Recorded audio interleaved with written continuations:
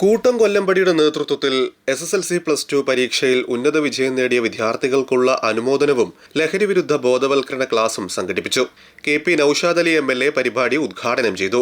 മദ്യമുണ്ടാക്കുന്ന ദൂഷ്യഫലത്തിന്റെ ഒരു 10,000 ഇരട്ടിയെങ്കിലും കടുത്ത ദൂഷ്യങ്ങൾ ഉണ്ടാക്കുന്ന രാസലഹരികൾ അതിന്ന് നമ്മുടെ സമൂഹത്തിലെ പുതിയ തലമുറയുടെ ഇടയിലൊക്കെ വ്യാപകമാവുന്നു എന്നുള്ളത് അത് നമ്മളെ ഞെട്ടിപ്പിക്കുന്ന ഒരു കാര്യമാണ്. എന്താണെന്ന് വെച്ചാൽ ഒരു 6 മാസം സ്ഥിരമായിട്ട് ഒരാളത് ഉപയോഗിച്ചാൽ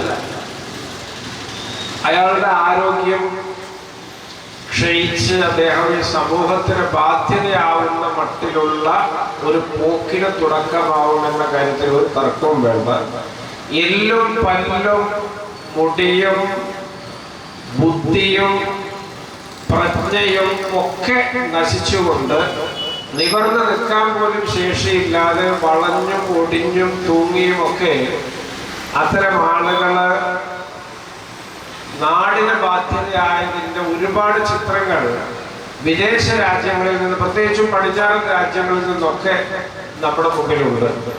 അത്തരമൊരു അവസ്ഥയിലേക്കാണ് അത് പോവുക. 1 വർഷം തുടർച്ചയായിട്ട് ഈ രാസലഹരി ഉപയോഗിച്ച ആള് പിന്നെ അയാളുടെ ജീവിതത്തില് ആരോഗ്യം അത് ശാരീരികമായിട്ടില്ല, മാനസികമായിട്ടില്ല.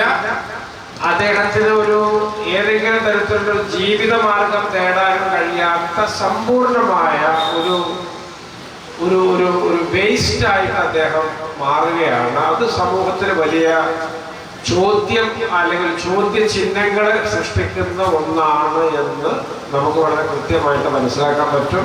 ബോധവൽക്കരണ ക്ലാസിന് സിവിൽ പോലീസ് ഓഫീസർ കമറുന്നീസ നേതൃത്വം നൽകി. ഫോൺ എങ്ങനെ ഉപയോഗിക്കണം, നിങ്ങളോട് പറയാം എന്റർടൈൻമെന്റിനാണെങ്കിൽ ഒരു മണിക്കൂർ, മറിച്ച് നിങ്ങൾക്ക് അത് എന്തെങ്കിലും നേടിത്തരുമെന്ന് തോന്നുന്നുണ്ടെങ്കിൽ ഒരു ടെക്നീഷ്യനും ഫോൺ ഉപയോഗിക്കുന്നതിൽ തെറ്റില്ല.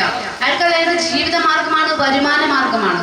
പക്ഷെ നമ്മളെ സംബന്ധിച്ചിടത്തോളം നിങ്ങൾ 300-400 രൂപക്ക് റീചാർജ് ചെയ്യുന്ന ഈ സാധനം നിങ്ങളുടെ ജീവിതത്തിൽ ഒരു 10 രൂപ ബെനിഫിറ്റ് ഉണ്ടാക്കി തരുമെന്ന് നിങ്ങൾക്ക് വിശ്വാസമുണ്ടെങ്കിൽ നിങ്ങൾക്കതിൽ തോണ്ടാം. ശരിയല്ലേ? നമ്മൾ 300 രൂപക്ക് റീചാർജ് ചെയ്യുന്ന ഒരു 10 രൂപയുടെ സാധനം അത് നിങ്ങൾക്ക് തരുന്നുണ്ടോ? അത് ആലോചിച്ച് വേണം. എല്ലാ മനുഷ്യർക്കും 24 മണിക്കൂറാണ് ഒരു സമയം.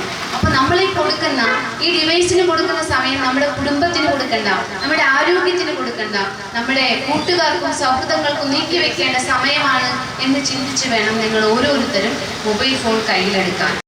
സുരേഷ് പുന്നക്കൽ അധ്യക്ഷത വഹിച്ചു. M ഷംസുദ്ദീൻ, മുഹമ്മദ് പൊന്നാനി, ഇസ്മായിൽ, ഉണ്ണികൃഷ്ണൻ പൊന്നാനി, സത്താർ, കബീർ, ഹരിദാസ്, രാജൻ എന്നിവർ സംസാരിച്ചു. സജീവ് സ്വാഗതവും ബക്കർ നന്ദിയും പറഞ്ഞു.